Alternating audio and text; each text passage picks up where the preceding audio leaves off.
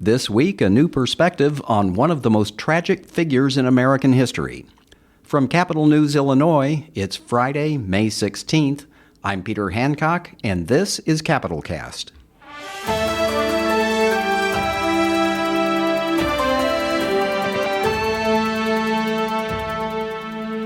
Hello and welcome to Capital Cast, a regular podcast of Capital News, Illinois. This coming Monday, May 19th, will mark a strange anniversary in American history. It was 150 years ago that Mary Todd Lincoln, widow of the slain president, was declared legally insane and committed to an asylum in the town of Batavia outside Chicago.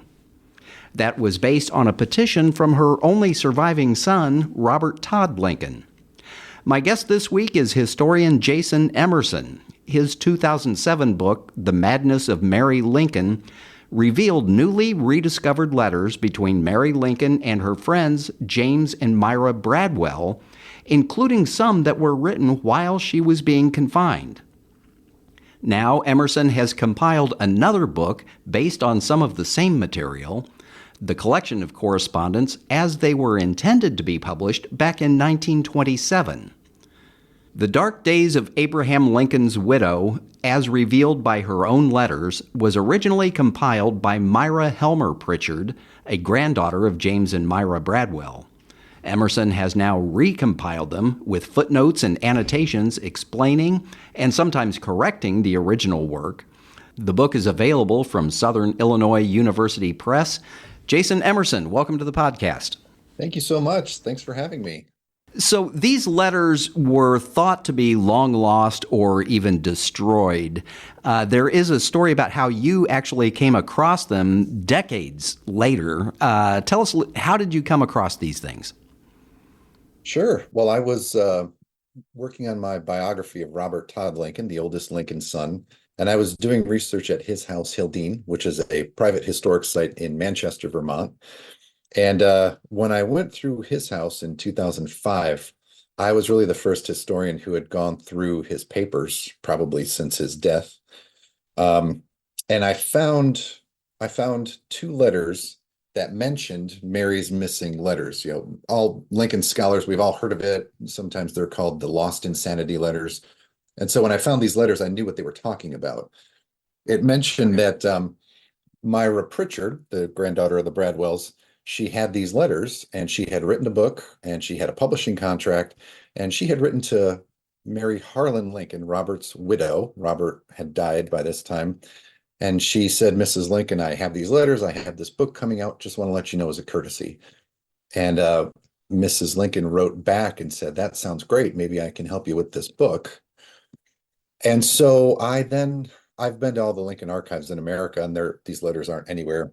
So I decided to try to track down the Bradwell descendants, and I found their last living descendant, and he actually had some letters from the Bradwells, and what he had were actually legal documents from the Pritchards, excuse me.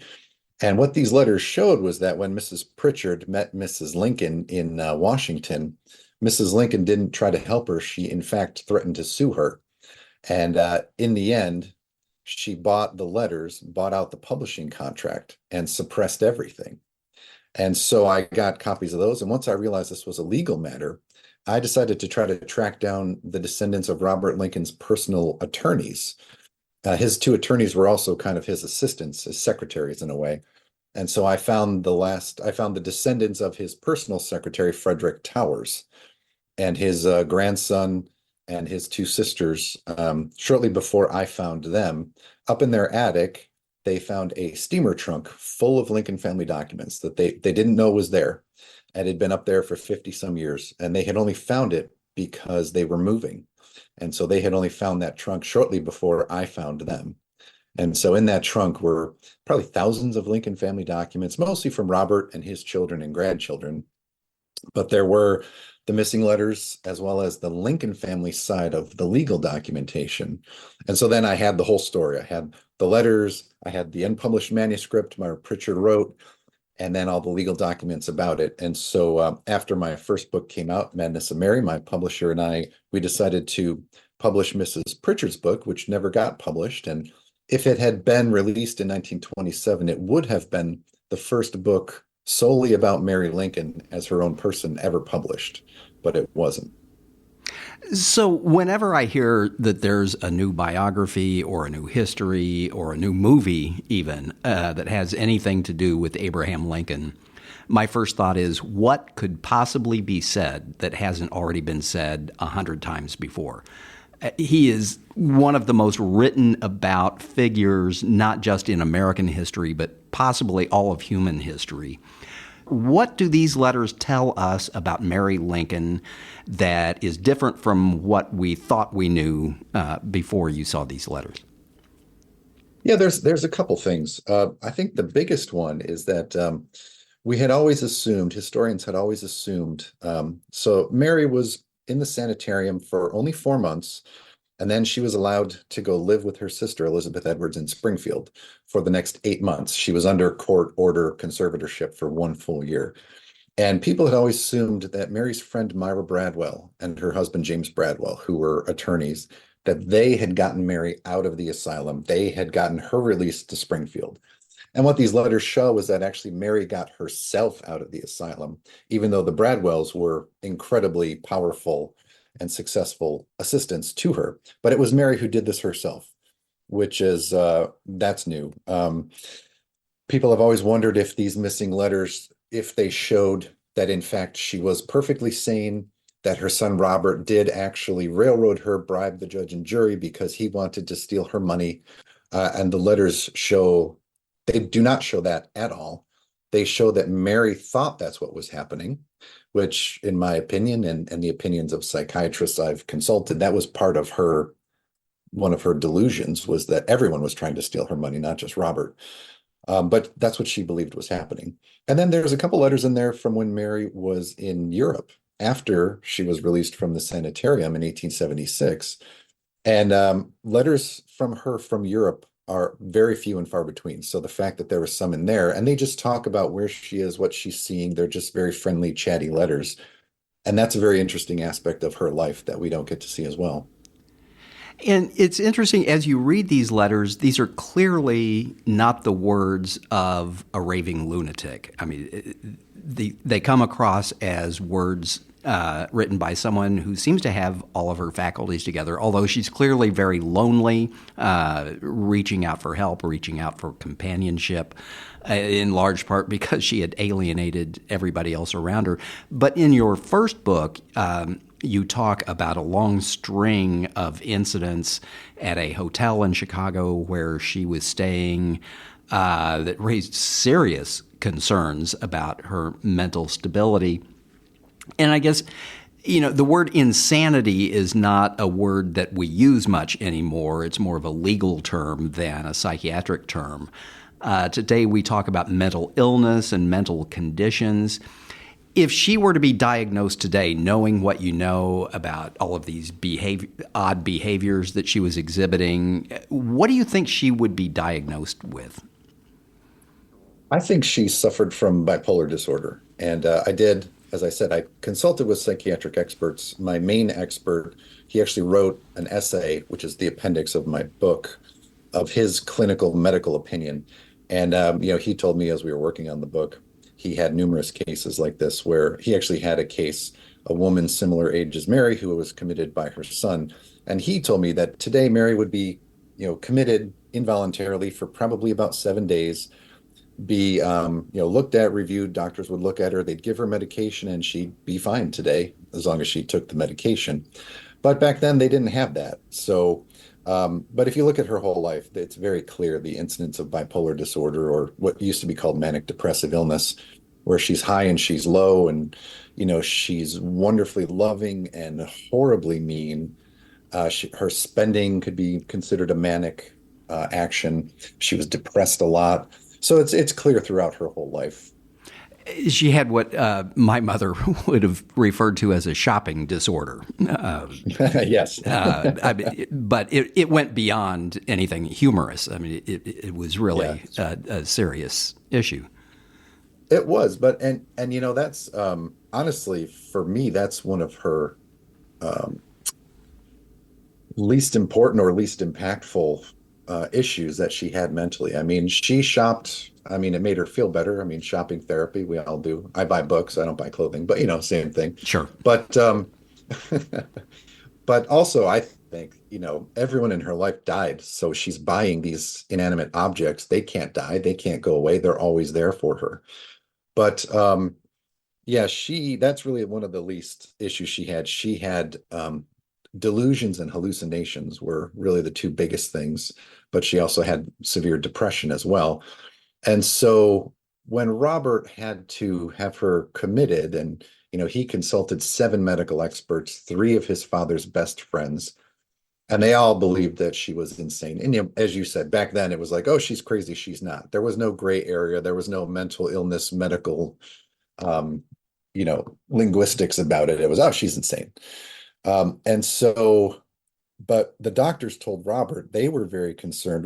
To me, her biggest issue was she had this horrible delusion and even hallucinations about fire. She was in Chicago during the Great Fire, but she was not in danger. She didn't have to run for the lake to save her life, but she was there.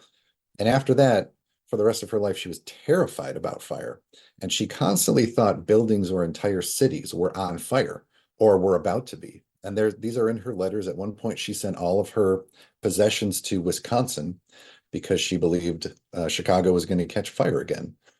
And so the doctors told Robert, they said, listen, everything else aside, anyone with a delusion like this, at any minute, she could just leap out the window of her hotel, thinking that the building she's in is on fire, and it's the only way to save her own life and get away from it.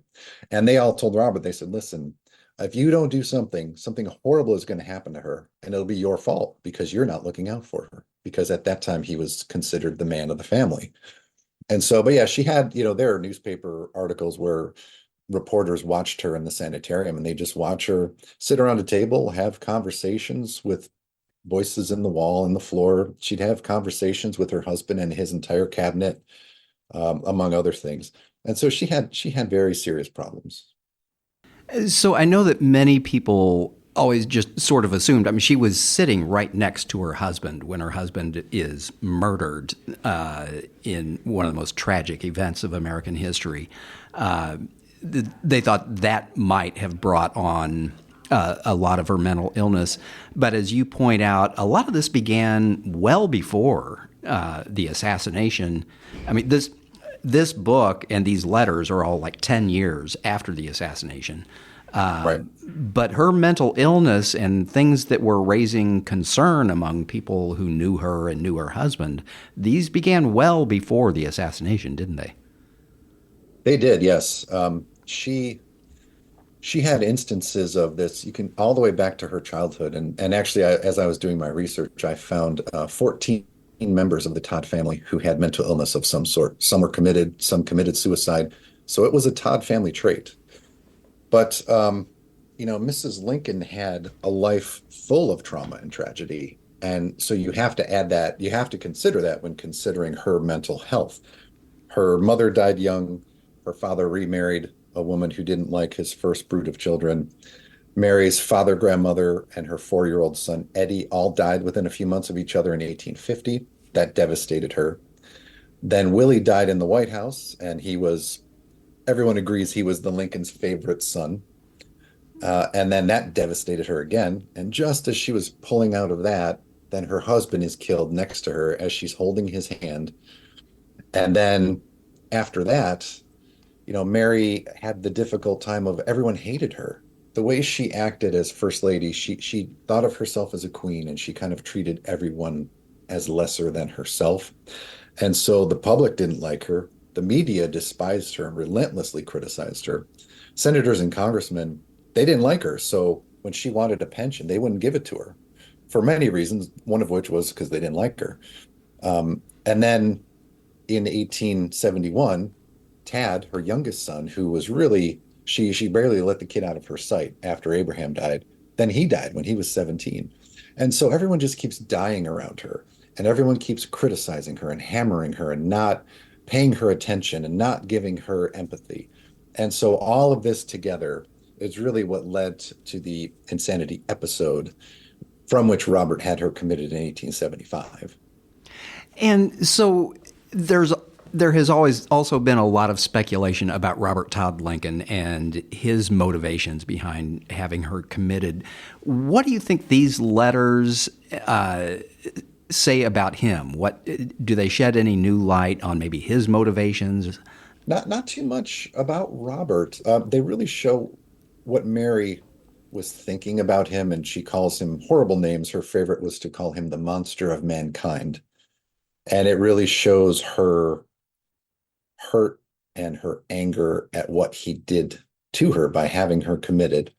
But his motivations are very clear in other letters that are found in other repositories, not part of this new cache that I found. But there was another cache of Mary's letters found at Hildene, Robert's house, back in the 1980s. And that was a documentary record of this whole case that Robert kept, and he called it the Insanity File.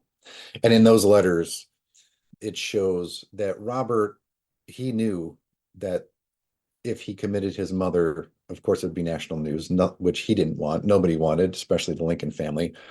And there's a letter he wrote in 1867, I believe it was, where he told his girlfriend, fiance, Mary Harlan, he said, listen, I don't know if you saw the papers, but it's very hard to deal with someone who is sane on all subjects but one, meaning his mother, and that subject was money. And he said, people ask me why I don't do something, but it's very hard for me to do anything. So I can't right now. The hardest thing is to wait and be afraid of what could happen. And so by 75, Robert had had 10 years of this, and he was very concerned. I mean, there are things in these letters that are not in most books that Robert told. They didn't even put most of the case against Mary, they didn't put forth in court because the case was so strong without it. But at one point, Robert said his mother suggested to several people that she was going to kidnap his daughter and run away with her because she didn't feel like Robert was a good enough parent, or that his wife was a good enough parent. And so there's a lot of things, but Robert's motivation was to protect her, from herself and from other people. But also, as a Victorian era gentleman, which he was considered the head of the family because his father was dead. It was his job to protect her. And, when the commitment happened, the jury trial happened, and it was in newspapers across the world, probably 98% of all reactions, public and private, were, well, that makes sense that she was committed, and I'm surprised it took this long for it to happen. So, in your earlier book, The Madness of Mary Lincoln, you used the term Victorian gentleman. Tell us more about what you mean by a Victorian gentleman, because it has a very specific sort of context in that time. Sure. Yeah. So that was, it was a very, male-centered society, and Victorian era gentleman. He was very private individual. He was very proper, and he was very keen on the sense of duty. It was his duty. Men back then had specific duty. They had to take care of their families, their wife and children. They had to make the money to make everyone comfortable and pay the bills. If your father died, then it was your duty to care for and protect your mother and to make sure that she was cared for and happy and comfortable. And so, even though Robert was only 22 when his father died, all of a sudden he was in charge of the family. And so, at that time he was in the army. He was going to study law, maybe stay in DC. He was engaged to be married to Mary Harlan. And here's an example of his duty, he felt that it was his duty to stay with his mother and his little brother Tad, who was only 12 at the time, I believe. And so he quit the army. He broke off his relationship, and he moved to Chicago with his mother, even though he didn't want to, because that was his manly duty to do that as the head of the family now. And so there are things like that throughout his life where he was just trying to protect her. And everyone, all the newspapers at the time said, wow, what a wonderful son that he did this, he sacrificed this, he made this painful decision just so that he could keep her safe. It wasn't until about the 1980s where Robert became the villain in all this. And he, in fact, had his own career as he matured. I mean, it's interesting that here in Springfield, he is not buried in the tomb with his parents and his younger siblings. He has his own gravesite at Arlington Cemetery outside of Washington, I think. But he went on to have a a significant career of his own, including a stint as Secretary of War under, I think, James Garfield. Is that correct? Yes, yeah, he became an attorney, and he became one of the most prominent attorneys in Chicago in the late 19th century. He was Secretary of War under Garfield, and then he was kept on by Arthur after the assassination. He was Minister to Great Britain under President Harrison, and he was president of the Pullman Car Company from 1897 up until 1911. And Robert, after his son, Abraham Lincoln II, died in 1890, Robert, the law lost interest for him because he wanted his son to join the firm. And so then he pivoted to business. So he was really at the second half of his life, he was a businessman. He was president, vice president, or a board member for automobile companies, electric companies, telephone companies, railroad companies. And he was an incredibly shrewd businessman, which earned him a fortune. He was considered a captain of industry, and he was a millionaire. And so, he had a definitely his own successful life outside of his father. And interestingly, he expected to be buried in Springfield. When he died, he thought that's where he'd be, but his wife decided on her own. She said, My husband deserves his own place in the sun. He's his own great man." Okay, so this period that we're looking at in this latest book takes place in 1875. This is 10 years after the assassination. And was the public still fascinated with Lincoln at that point? I'm thinking, were they as fascinated as today's public seems to still be with John F. Kennedy, for example?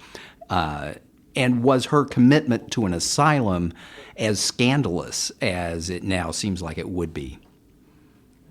Yes, Lincoln was, he was popular ever since the assassination. By 1875, it was the 10-year anniversary. There's an article by a couple of physicians who believe that Mary's mental illness peaked in 75 because it was PTSD, because at the 10-year anniversary, there was so much being written in the newspapers that it triggered her. So Lincoln was still a popular, talked about president, as the first martyr.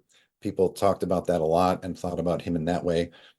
He still was not the greatest president. That did not happen until about 1909 for his centennial. But by 75, he was an incredibly popular president. And so the commitment of his wife to a sanitarium was a huge deal. And that was news across America and even across the world. They reprinted this. And so it was quite scandalous. But, in the sense of, as I said, the reaction to it was generally Mrs. Lincoln needed that. And it's a sad outcome, but hopefully she'll get better. It was really received with a lot of empathy at the time. And I'm sort of wondering, how much of her mental condition do you think might have been brought on by the fact that she was the widow of this sainted figure of American history, this beloved, martyred president. And then when he disappears, the public seemed to have no use for her anymore. Does that play into her illness, do you think? I do. Yeah. Yeah. Literally, you're right. When he died, nobody had any use for her at all. When there's a heart-wrenching scene when she left Washington, D.C. on May 22nd, after grieving in the White House for over a month. Nobody saw her off at the train station. Nobody went with her except for her own party. No friends, no journalists, no politicians, nobody who loved her husband, nobody. She just went alone. And that definitely played into it because she felt completely abandoned, and she felt that she was part of her husband's legacy. And thereby, everyone dismissing her and ignoring her, they were therefore doing the same to her husband's legacy. But it infuriated her. And then, General Grant, he got millions of dollars in homes and houses, and then he became president. And all of this was lavished on him for winning the war. And Mary Lincoln was infuriated because, she said, without my husband, he'd be nothing. Why don't the American people give these things to me instead of him? And she just couldn't wrap the idea around her mind that, it was her husband they loved and not her. And so that definitely just kept kind of pounding her down as these other events are happening when her son dies. And and the press is just horrible to her, and Congress won't give her a pension. And she always felt like she was on the brink of poverty, even though she had, at one point she had $80,000 in the bank. She felt that she was on the brink of poverty, and if Congress didn't give her a pension, she'd be living on the street. And so that was one of her delusions as well. Jason Emerson, thank you for being here. Thank you so much. Jason Emerson is editor of the new book, The Dark Days of Abraham Lincoln's Widow, as revealed by her own letters. It's now available from Southern Illinois University Press.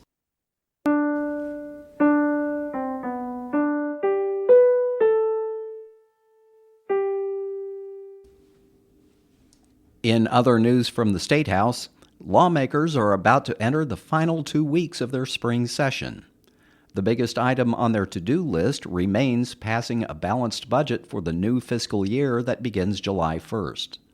That task got more difficult this week when Governor J.B. Pritzker's Office of Management and Budget lowered its revenue estimates for the upcoming year by more than $500 million. Pritzker's office blamed the downturn on economic uncertainty fueled by the Trump administration and Republicans in Congress. Also this week, Illinois House Speaker Emanuel Chris Welch removed the chairman of one of the House Appropriations Committees. State Representative Fred Crespo, a Democrat from Hoffman Estates, was also kicked out of the House Democratic Caucus, meaning he can no longer sit in on caucus meetings. Welch told Jack Titchener on the television show Illinois Lawmakers that Crespo wasn't working as a team player. The breaking point was, as an appointed chair of one of my appropriations committees, not communicating with the chief of staff, not communicating with the lead budgeteer, Leader Gable, not communicating with me as the speaker. Crespo was replaced in the chairmanship by Representative Bob Rita from Blue Island. One of Governor Pritzker's plans for balancing the budget calls for closing a Medicaid-like health care program for non-citizens. A legislative oversight committee this week let stand an administrative rule that will end the Health Benefits for Immigrant Adults program on July 1st. That program currently covers more than 31,000 individuals. And Illinois Attorney General Kwame Raoul has joined yet another multi-state lawsuit against the Trump administration. Earlier this week, he joined 19 other states in a suit seeking to block Trump's plan to withhold federal funds from states that don't carry out immigration enforcement. You can read those stories and more at capitalnewsillinois.com. You've been listening to Capital Cast, a regular podcast of Capital News Illinois, a public affairs reporting project of the Illinois Press Foundation with funding from the Robert R. McCormick Foundation. Until next time, on behalf of the entire Capital News Illinois team, this is Peter Hancock saying thank you for listening.